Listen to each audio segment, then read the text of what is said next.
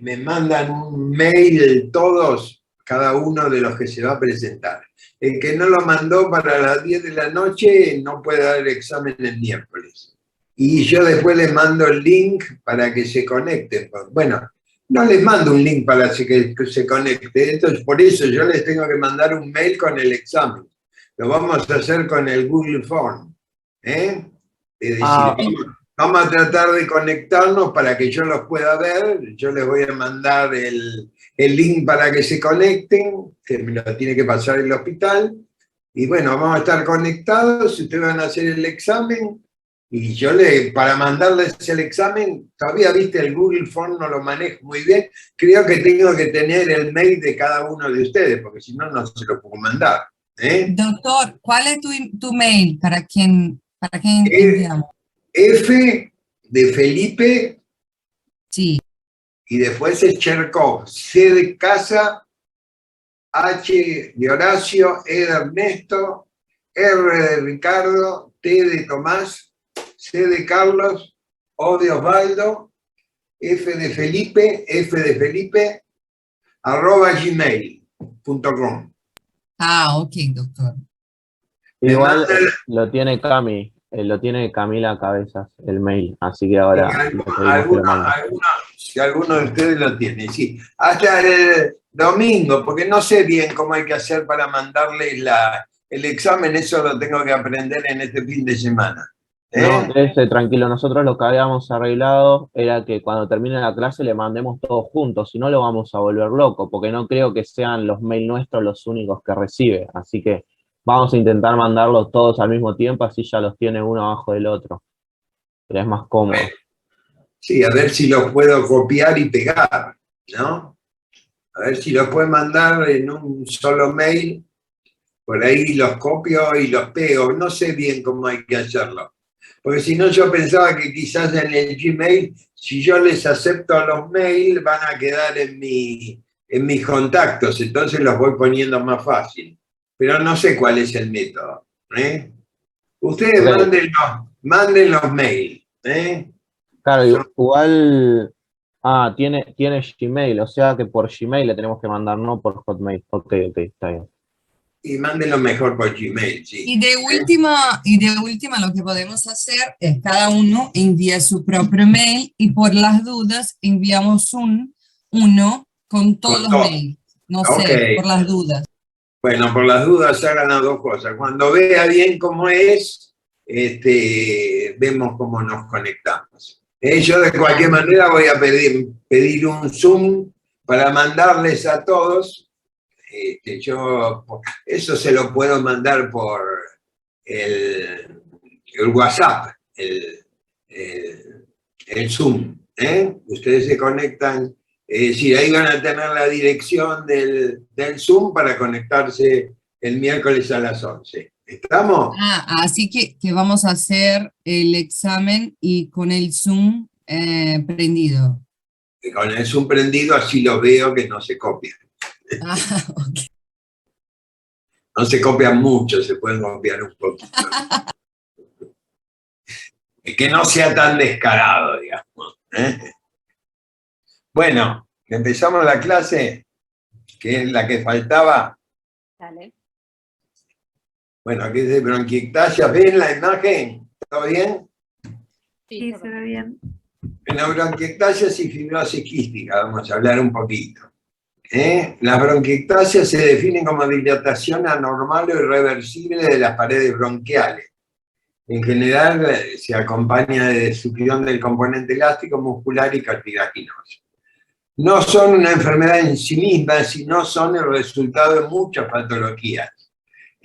Y bueno, la presencia de bronquiectasias en las distintas patologías ensombrece el pronóstico. En general se clasifican las asociadas a fibrosis quística y las no asociadas a fibrosis quística.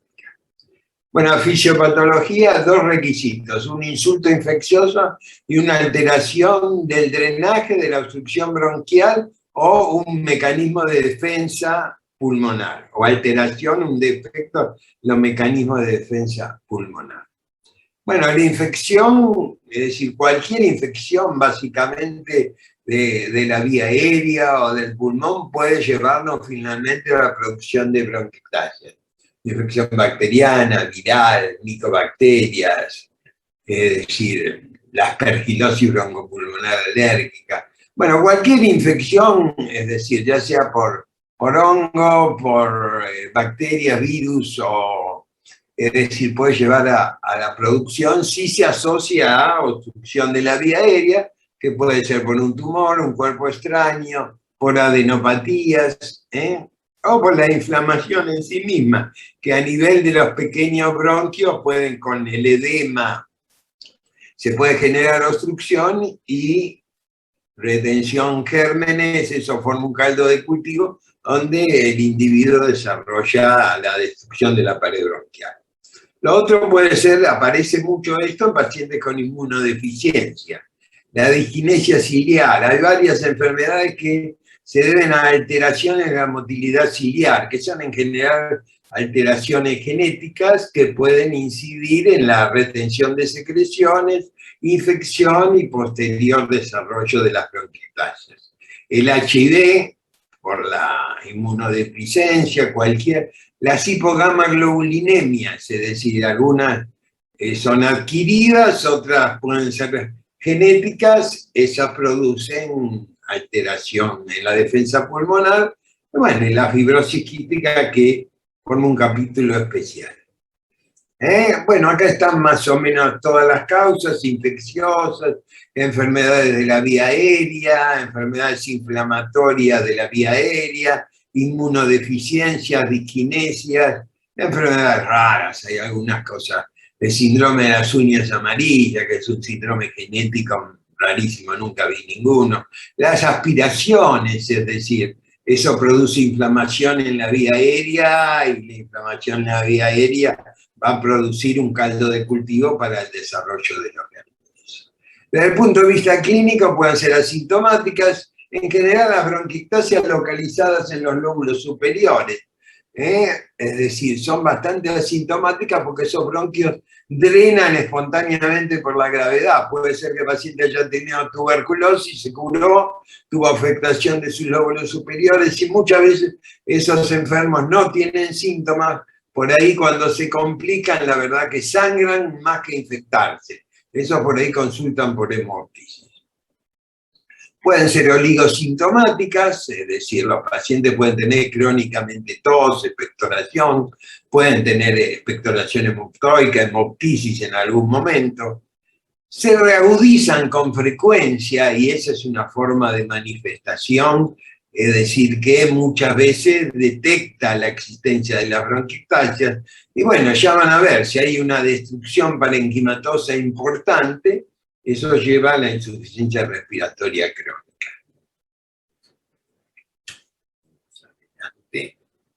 Aquí está.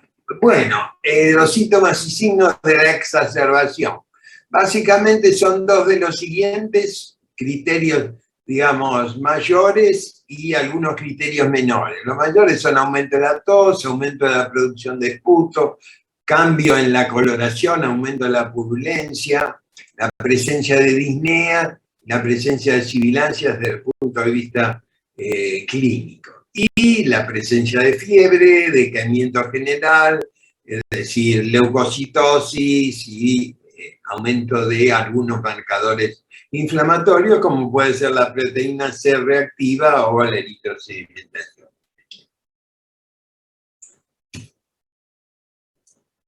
Bueno, esta es la diferencia entre POC y bronquiectasias. Bronquiectasias en la etiología son diferentes el rol de la infección, los microorganismos también pueden cambiar, las imágenes radiológicas ya las vamos a ver, son muy diferentes, el esputo en la bronquiectasia es purulento, en el otro caso es mucoso.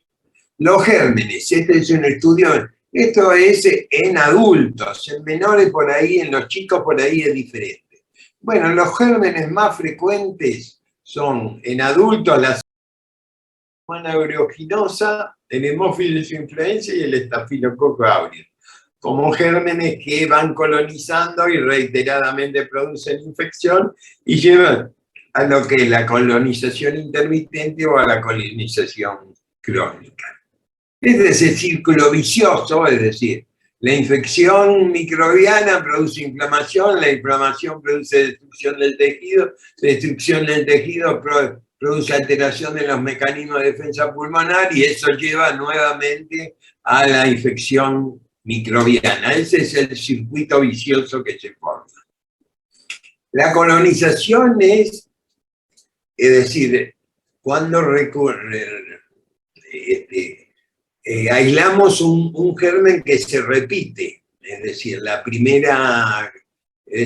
colonización inicial es con el primer cultivo positivo, el paciente puede estar asintomático, lo hacemos expectorar y cultivamos una pseudomonas, pero el paciente está asintomático. Es decir, intermitente cuando los cultivos van variando de uno, se hace positivo o negativo con un mes de diferencia. Y crónica cuando tenemos 3 o más cultivos permanentemente positivos con el mismo germen. Eso sería colonización crónica. Bueno, las bronquiectasias se clasifican según su morfología, cilíndricas o tubulares, saculares o féricas y varicosas o moniliformes.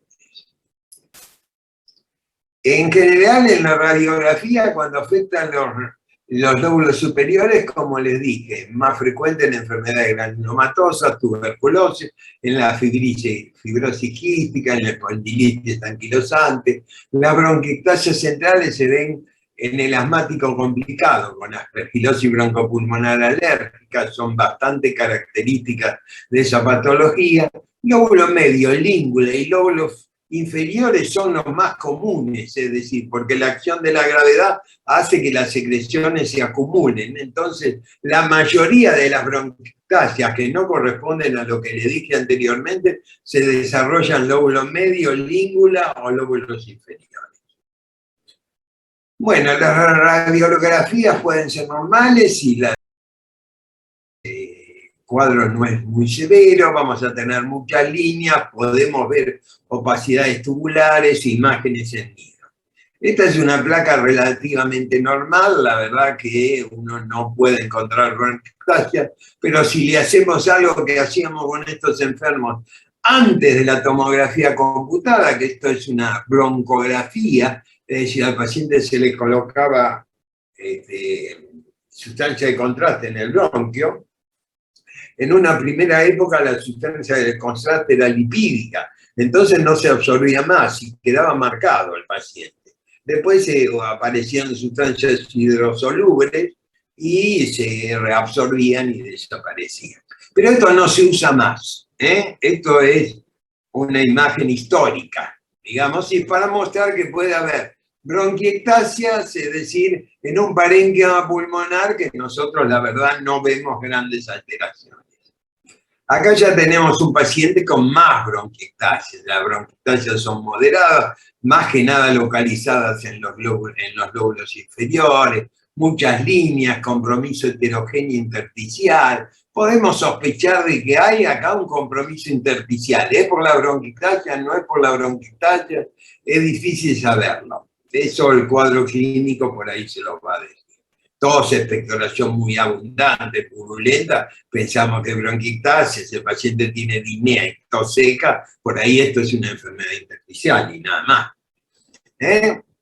Podemos tener demasiadas líneas, es decir, se pueden ver, acá tienen muchas líneas, con algunas zonas claras, ya la vamos a ver mejor.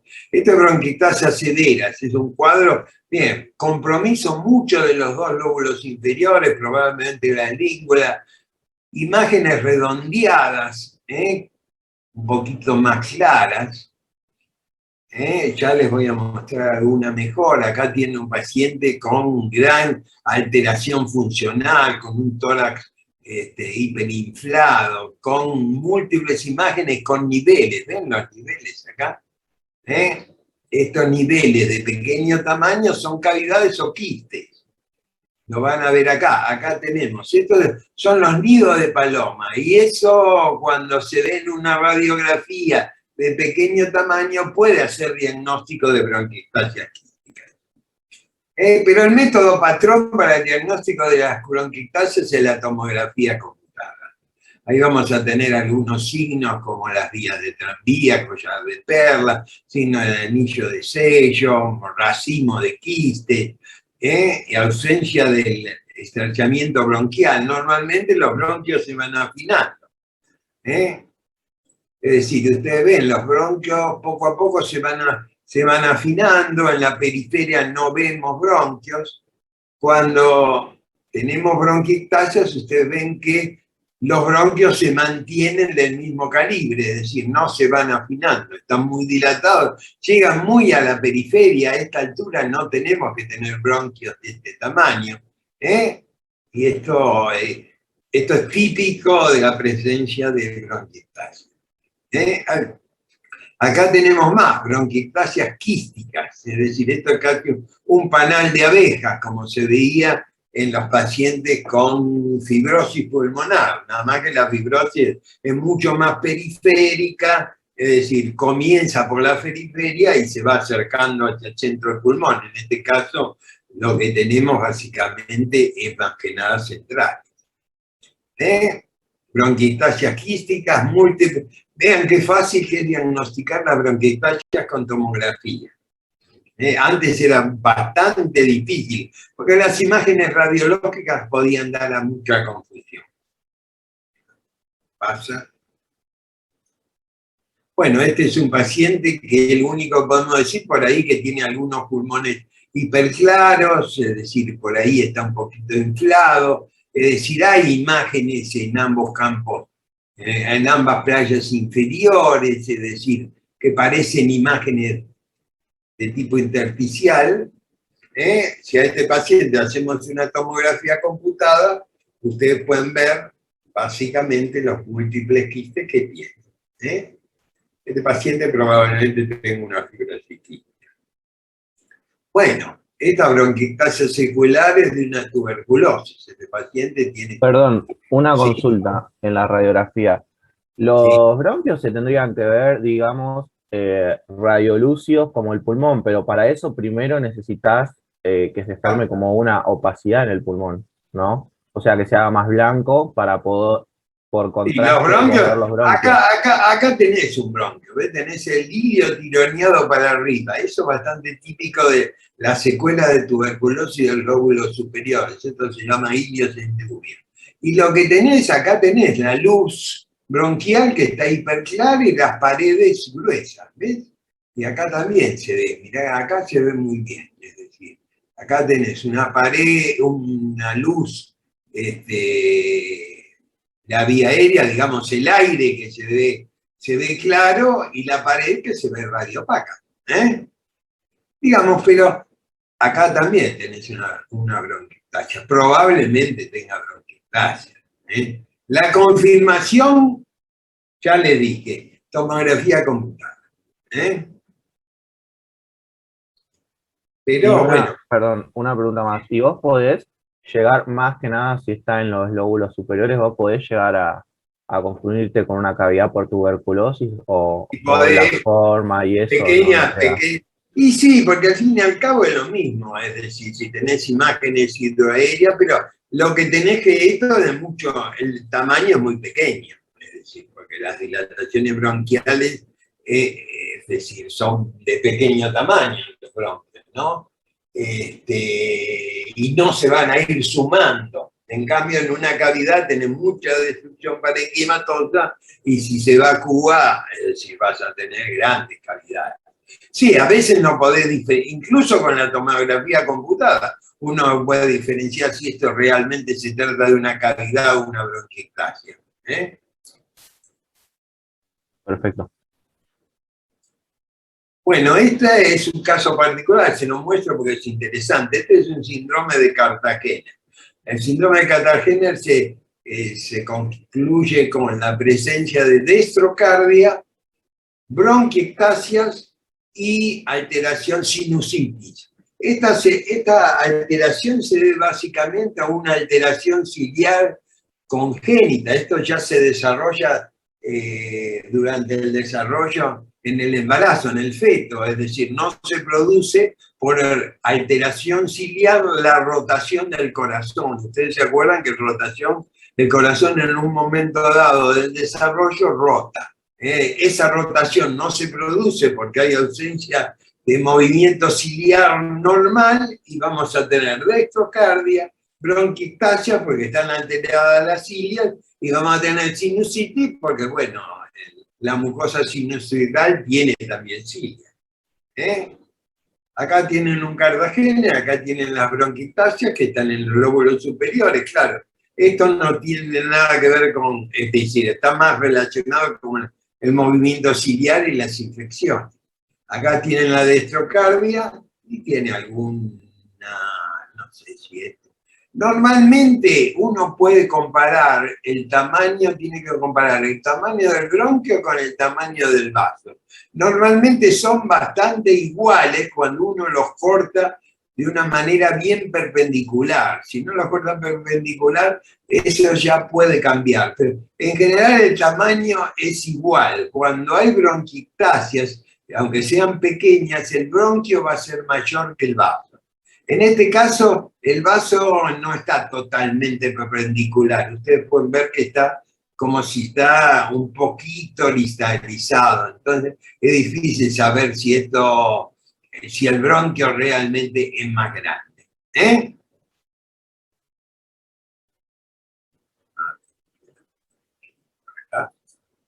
Bueno, el tratamiento es multidisciplinario. La verdad que es bastante difícil de tratar. Hay que tratar las reagudizaciones con antibióticos. Si los pacientes tienen reagudizaciones muy frecuentes, hay que pensar que pueden estar colonizados. Si están colonizados, por ahí hay alguna indicación de los antibióticos inhalados, es decir, por nebulizaciones. Y en estos pacientes es muy importante el programa de rehabilitación respiratoria. Nosotros tenemos que tratar de que el moco no se quede dentro del individuo. Porque si el moco se queda dentro es el caldo de cultivo para que los gérmenes se desarrollen. Entonces la quinesia, el drenaje postural, la tos asistida, hay un montón de maniobras que hacen los kinesiólogos y que los pacientes tienen que aprender, es decir, para hacerlo permanentemente, porque es la única forma de alguna manera de disminuir el exceso de moco que se forma por las dilataciones. Vamos a dar broncodilatadores, es decir, vamos a vacunarlos a los pacientes porque, bueno, tienen más posibilidades de tener infecciones, si están hipóxicos o tienen, es decir, hipoxia importante, por ahí necesitan oxígeno, y si desarrollan a la larga un cuadro de insuficiencia respiratoria crónica avanzada, a veces no queda más remedio que el trasplante. Fibrosis quística del adulto. La fibrosis quística bueno, es una enfermedad más que nada pediátrica, pero ustedes pueden ver que desde el año 89 al 2018, la cantidad de adultos que sobreviven con fibrosis quística es cada vez mejor, es mayor. Es decir, y esto está relacionado básicamente con todo el desarrollo, digamos, medicamentoso que ha existido. Antes, digamos que, claro, eran muy pocos los que llegaban a la edad adulta en la década del 90, pero bueno, fue aumentando, ya tenemos un 55% de pacientes con fibrosis quística que llegan a tener más de 18 años y algunos llegan a tener más de 70. Es decir, esta es la distribución, va bajando, claro, la sobrevida va bajando con la edad, y, es decir, en general podemos tener, sí, estos que tienen, digamos, formas, digamos, que llegan a tan grandes, tienen en general formas frustras. Ya vamos a ver que hay muchas formas de fibrosis quística. Bueno, la base genética es la alteración de un gen que regula la proteína de conducción transmembrana en el brazo 7 del cromosoma, en el brazo largo del cromosoma 7. Esta proteína, digamos que está en todas las glándulas exócrinas del organismo, es decir, es la que intercambia cloro y sodio. Es decir, al eliminarse, al no, de alguna manera, no intercambiar el cloro con el sodio aumentado en las secreciones va a producir un estado, el sodio disminuido en las secreciones, va a producir un estado de hiperviscosidad que facilita la acumulación de moco y, por supuesto, la infección. Es decir, la base, es decir, la alteración genética, hay más de 1000 mutaciones. Se encontraron la secuencia de ADN de este cromosoma. Y en la enfermedad heredada más letal en los caucásicos. Esto es en la Argentina. Uno de cada 7.200 nacidos vivos tiene fibrosis quística. Este es el número que había en marzo del 18, 1.255 pacientes. Esta es la distribución en la Argentina, y esto, bueno, los casos confirmados por cada año. Edad para la Argentina es esto. Más de 18, 46 pacientes, número de pacientes, ¿no? Es decir, a medida que vamos creciendo, cada vez tenemos. Bueno, es más frecuente en los caucásicos, después los americanos hablan de los hispánicos como causa segunda, los afroamericanos son negros, y bueno, es decir, esto tiene una base genética, básicamente se desarrolla esto básicamente porque es un gen autosómico recesivo, es decir, el padre y la madre tienen que ser portadores, y el afectado es el que tiene los dos genes, es decir, los dos alelos alterados, básicamente. Si no tienen, son portadores. Esto es lo que pasa con los hijos de una pareja que los dos son portadores del gen. Lo más común es una mutación. Las mutaciones se pueden... hay distintos tipos de mutaciones que influyen, esto es más complejo, pero es esto. Es decir, ustedes tienen mutaciones que producen falta de síntesis del conductor de la membrana, hay bloqueo de procesamiento de la sustancia, bloqueo en la regulación, alteración de la sustancia o reducción de la síntesis. Cada alteración genética se acompaña de una de estas cosas, y eso es importante porque han aparecido tratamientos que sirven para alguna alteración genética y no para la otra. Lo más común, el 70% de los caucásicos tiene la alteración F508. Eso se puede, hay lugares en el país donde se mide, digamos, la alteración genética que puede existir. Bueno, ¿cómo sospechamos? Enfermedad crónica sinopulmonar, anormalidades. Son todas las glándulas exócrinas del organismo las que están alteradas. Así que vamos a tener alteraciones gastrointestinales, nutricionales. Es decir, los pacientes pueden tener síndromes de pérdida de sal, es decir, tienen azospermia. Básicamente hay alteración en el hombre, es decir, la alteración es de los conductos deferentes, no del tejido germinal, sino de los conductos deferentes, es decir, se producen hiperviscosidad a nivel de los conductos, oclusión de los mismos y esterilidad. Digamos, existen métodos en la actualidad donde uno puede hacer una biopsia de testículo, sacar los espermatozoides y hacer una fecundación in vitro, pero bueno, digamos, espontáneamente no podría.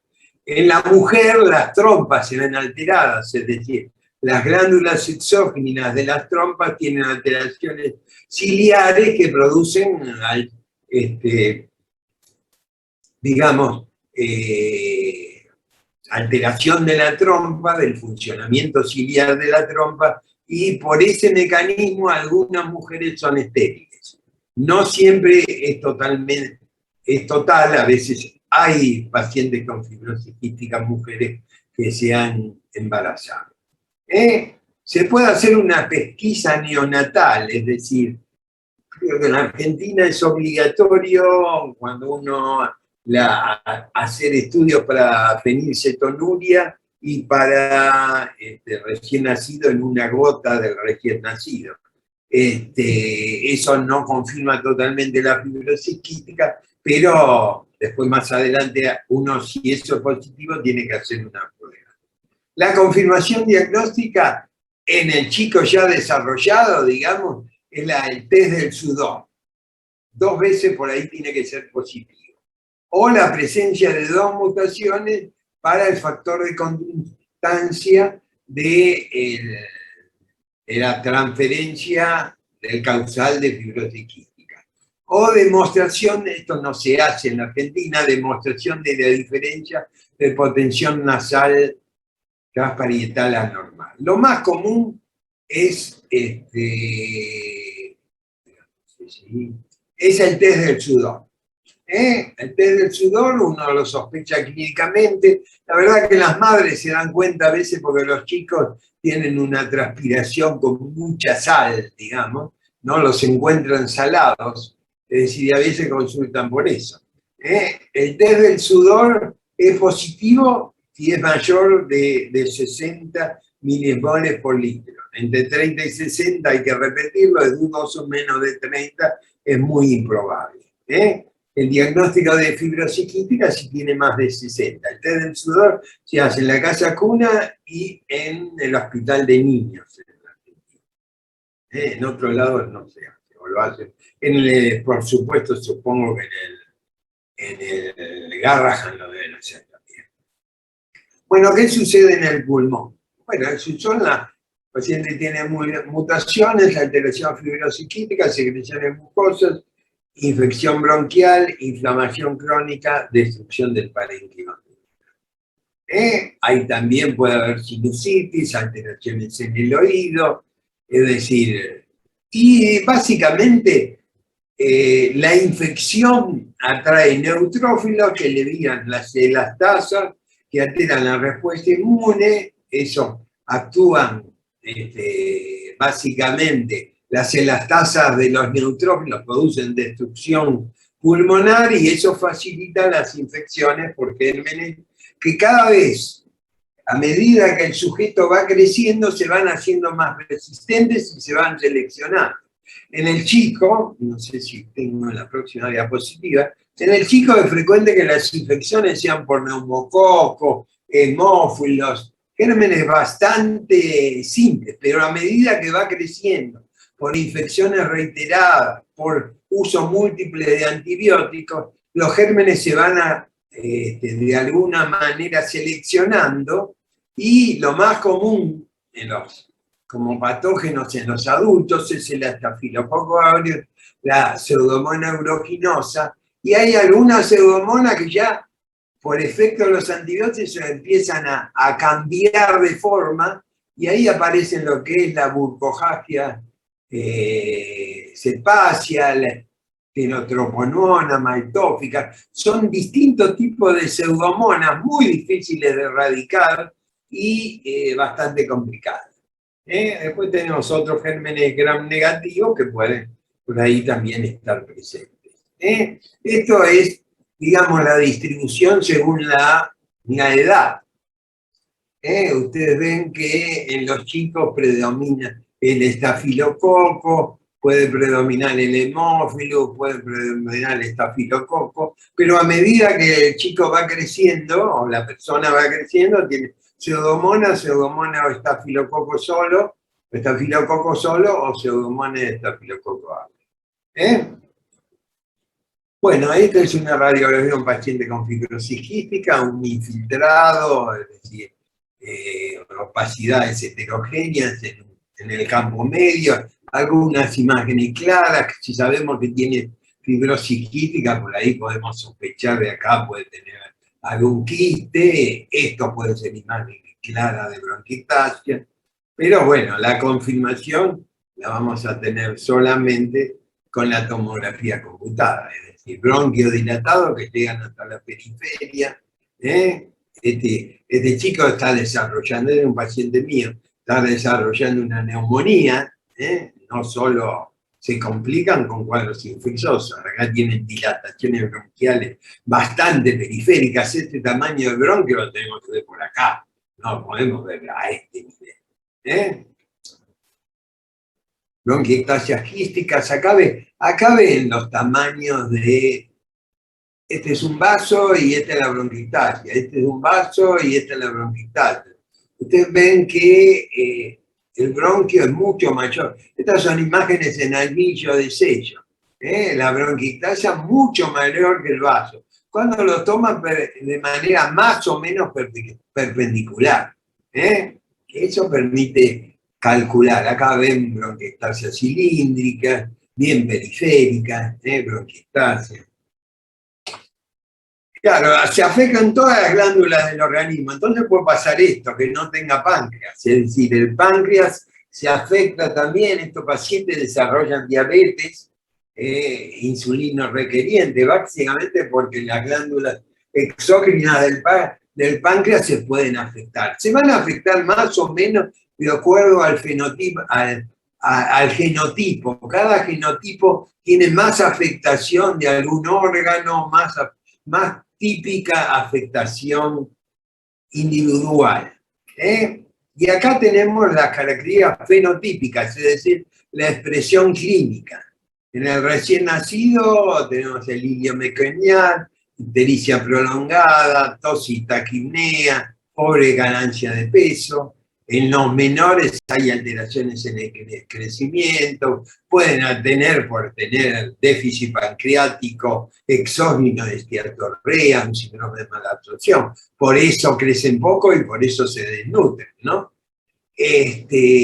Bueno, por el moco puede haber atelectasia, hipoproteinemia, puede haber prolapso rectal, porque bueno, hay alteración también de las glándulas dentro del intestino, se forman por ahí materias fecales muy duras y los pacientes pueden tener prolapsos. En los niños, lo más frecuente es que crezcan poco y los cuadros que dependen de la bronquiectasia. Y en los adultos y adolescentes más o menos hablamos, ¿no? Pólipos nasales, sinusitis, bronquitis crónica, hipocreatismo digital, si están hipóxicos mucho tiempo y se desarrollan, azoospermia. Puede haber cirrosis biliar, es decir, también puede estar afectado el hígado, porque el hígado también forma parte de la secreción de bilis, es decir, la bilis se hace más espesa y los pacientes tienen obstrucción. La diabetes por falla pancreática y te hace vesicular básicamente por acumulación de bilis espesa. Tratamiento de la enfermedad pulmonar. Esta fue la evolución con los años, ¿no?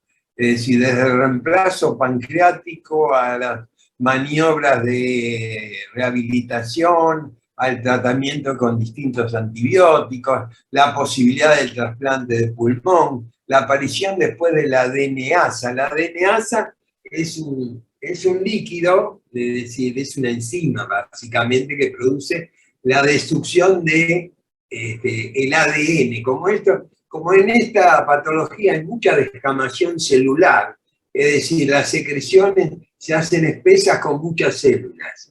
Si uno da una sustancia que se llama DNasa, esto licúa un poco el ADN y produce y facilita de alguna manera la expectoración. La tobramicina, bueno, estos son los antibióticos inhalados, es decir, tobramicina o ciprofloxacina, o puede ser también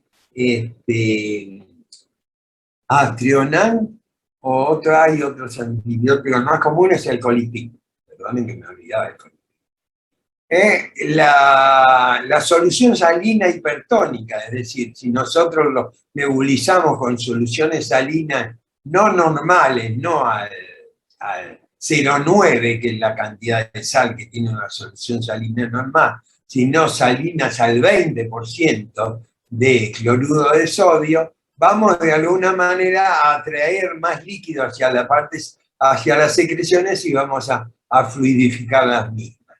Y bueno, después están los últimos antibióticos y aparecieron en los últimos años, yo le diré que están aceptados para el tratamiento a partir del 2010, 2012 en Estados Unidos, después acá se aprobaron, usted creo que el año pasado o el otro año, se aprobó el tratamiento con los reguladores y potenciadores de los genes de la conductancia. Estos son carísimos, es decir, y es bastante complejo conseguirlos.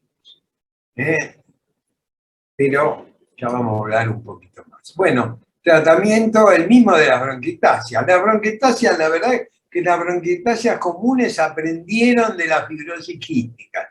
Es decir, el mismo tratamiento para uno es el tratamiento del otro. Los corticoides en las formas agudas por ahí pueden servir, en las formas crónicas no. El ibuprofeno en los chicos puede llegar a ser útil permitiendo minimizar la inflamación. Por supuesto, el ejercicio, es decir, sirve, es decir, porque moviliza secreciones y hace que el individuo expectore. Y bueno, después están los inmunomoduladores. Bueno, la exacerbación es igual que los que le hablé en las bronquiectasias comunes. Lo que pasa es que estos pacientes pueden desarrollar polirresistencia, porque bueno, tuvieron infecciones desde el momento del nacimiento hasta los 20 años con infecciones, antibióticos. Entonces, por ahí se hace más difícil el tratamiento y hay que hacer pruebas de combinación empírica, pruebas de sinergia bacteriana. Son pruebas más difíciles de realizar y que no se realizan en cualquier lado. Nosotros en los pacientes cuando están fuera del área de la infección aguda, por ahí uno puede usar antibióticos inhalados.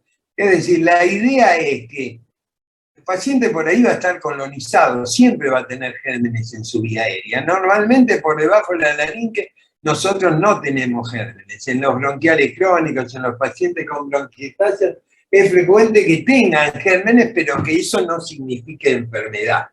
Y la enfermedad se produce cuando hay un desnivel, cuando estos aumentan de forma significativa y suponen que, transponen el umbral, digamos, de la infección crónica a infección aguda, a reagudización. Entonces, por ahí, para mantener un número bajo de gérmenes en la vía aérea, por ahí están indicados no los antibióticos orales, sí los antibióticos nebulizados, sin algunos esquemas preventivos. Algunos tratan con antibióticos endovenosos orales cada 4 meses, es decir, uno supone que el paciente se va cargando de gérmenes y que haciendo tratamiento cada 4 meses reduce la carga bacteriana. Eso algunas experiencias en el extranjero existen, pero no es algo que se use habitualmente. Y después, bueno, hay tratamiento crónico biural con acitromicina. La acitromicina es un antibiótico que además de ser sensible para un montón de gérmenes, no para los más importantes como pueden ser la pseudomonas o el estáfilo, pero además tiene un efecto inmunomodulador. Aparentemente, la acitromicina también produce una regulación de la inmunidad, incrementándola. Entonces se ha utilizado la acitromicina de manera crónica. Y a veces nosotros lo hemos usado. Bueno, para los mucolíticos, lo que le dije, la antiDNasa, eso degrada enzimáticamente el ADN y disminuye el número de reagudizaciones. Eso está probado en trabajo prospectivo. La acetilcisteína tiene algún efecto, no está claro el efecto de la acetilcisteína sobre las secreciones realmente, algunos trabajos extranjeros dicen que sí, otros dicen que no sirve para nada. Y la solución salina hipertónica, que es lo que les comentaba. Bueno, la hiperreactividad bronquial lo vamos a tratar básicamente con broncodilatadores, anticolinérgicos. Queda un lugar para la teofilina, pero la verdad que ya la teofilina prácticamente se ha dejado de usar. Los corticoides, la verdad que no está confirmado su uso. Sirve básicamente en los pacientes en fase aguda. Es decir, cuando tienen una infección y por ahí pueden ser utilizados. Lo mismo con el ibuprofeno. Kinesia, hay algunos métodos de presión positiva expulsiva. Es decir, a los pacientes se les puede colocar un chaleco que produce oscilaciones sobre el tórax, como es el flúter. Es un chaleco que se conecta electrónicamente y produce unas compresiones, es decir, sobre el tórax, de alguna manera movilizando las secreciones y facilitando la expectoración. Si no, puede haber maneras de aparatos de presión positiva expulsiva, que pueden ser aparatos o puede ser simplemente kinesia, ¿no? Bueno, el ejercicio, por supuesto, siempre cuando entrenamos a alguien va a tener más tolerancia a la hipoxemia, más tolerancia al ejercicio si está entrenado que si está decondicionado. Se desnutren estos pacientes, es importante el reemplazo pancreático, básicamente de las proteínas, de las vitaminas liposolubles, que si hay alteración del páncreas no se pueden absorber. Estos pacientes muchas veces tienen un estado hipermetabólico, por lo cual tienen poco apetito. Y si tienen poco apetito, a veces llega el caso de que hay que hacerle gastrectomía, porque necesitamos alimentarlo. La alimentación es muy importante, más que nada si el paciente después va a hacer algún procedimiento bastante invasivo, como puede ser el trasplante. Bueno, alguna vitamina, la vitamina K es importante, es una K dependiente, es una de las vitaminas liposolubles y bueno, puede tener trastornos de coagulación. Tratamiento antirreflujo, estos pacientes suelen tener reflujo gastroesofágico, y bueno, si tienen diabetes, tratar la diabetes. Bueno, y aparecen acá el tratamiento específico que yo les dije, a partir del año 12 empezaron tratamientos con correctores del transportador de membrana, de la fibrosis quística, y algunos que son potenciadores. Esto es bastante complejo, algunos funcionan en algunas mutaciones, es decir, hay que tener algunas precauciones. El potenciador básico es el Ivacaftor, es decir, y mostró la verdad que los pacientes ganaban de peso, disminuía el número de exacerbaciones, es decir, los pacientes realmente mejoraban su funcional respiratorio. Después se asociaron otros, como es el Lumacaftor y el Ivacaftor, es decir, que funcionan mejor en otra mutación. Uno es un corrector y otro es un potenciador. Se usan en chicos ya mayores de 12 años. Y bueno, mejoran la función pulmonar, aumentan la base del Body Mass Index y disminuyen las exacerbaciones y síntomas respiratorios. Y acá ustedes tienen el desarrollo. Desde el 2012 hasta ahora, cada vez se han desarrollado más de estos potenciadores y correctores. Volviendo para atrás, le diría que cada mutación en general es sensible a alguno de estos. Es decir, y ahora se ha asociado todos, hay 3 que se asocian, que afectan la mayoría de las mutaciones, y ese es el que se aprobó el año pasado o el anteaño en el Congreso, porque, es decir, el tratamiento creo que es alrededor de $100.000 mensuales, algo así, como $1 millón por año. El precio es aberrante, les diría. Pero, es decir, los cura, los cura o los mejora mucho. Incluso ahora, si no se acepta pacientes para el trasplante, si no han recibido estas drogas. Ustedes ven, esto es los pacientes que fueron recibiendo trasplante desde la niñez. Claro, el trasplante de pulmón en el chico es muy difícil, hay que conseguir el donante. Los chicos no tienen tantos traumatismos, no tienen tanta muerte cerebral, así que no es fácil conseguir donantes pediátricos. Y claro, con todos los mecanismos que tenemos para hacer que el individuo viva más a través de las distintas terapéuticas, es decir, el paciente va llegando, es decir, peor, pero llega a la vida adulta. Entonces los trasplantes en adultos son mucho más comunes que los trasplantes en niños. Esta sería la indicación del trasplante. A esto habría que agregarle el tratamiento previo con algunos de los potenciadores o correctores. Es decir, ahora no se acepta trasplante sin eso, lo que pasa que es carísimo. Bueno, ¿y cómo puede ser el trasplante de pulmón? Ustedes no le pueden dejar un pulmón con bronquiectasias, así que el trasplante tiene que ser bipulmonar. Es decir, lo podemos trasplantar el bloque cardiopulmonar, es decir, el corazón con el pulmón. Si el paciente tiene hipertensión pulmonar, como dijimos, grupo 3, si se acuerdan, que produce, es decir, un corazón pulmonar con hipertensión pulmonar, quizás en ese paciente lo que necesita es un trasplante, los dos pulmones y del corazón. O si no, la otra posibilidad, si el corazón no está afectado, hacer trasplante doble de pulmón. No podemos, dejar, no podemos dejar el pulmón con bronquiectasia. Tenemos que sacar los dos pulmones. O lo hacemos en el trasplante, los dos pulmones todos juntos, o lo hacemos, es decir, en el mismo momento, pero separado. Es decir, y bueno, estas son las diferencias, ¿no? Es doble en el momento con una sola tráquea, cambian los dos pulmones, o cada uno se une a la terapia del receptor.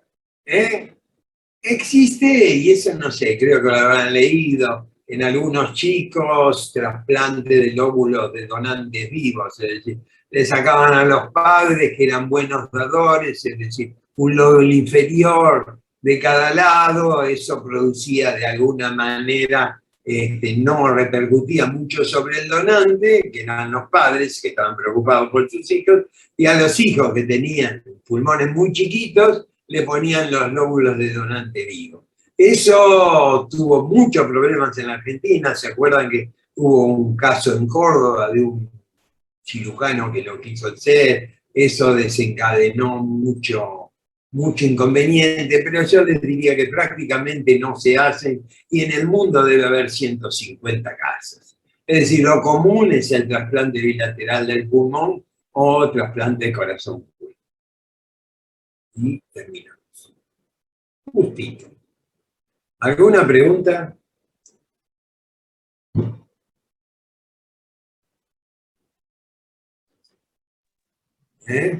Nada.